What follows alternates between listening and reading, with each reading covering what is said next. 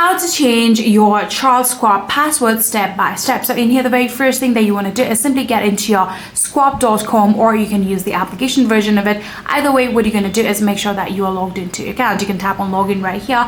Then from there, you can add in all of the credentials of your account and then tap on login in order to log into your account.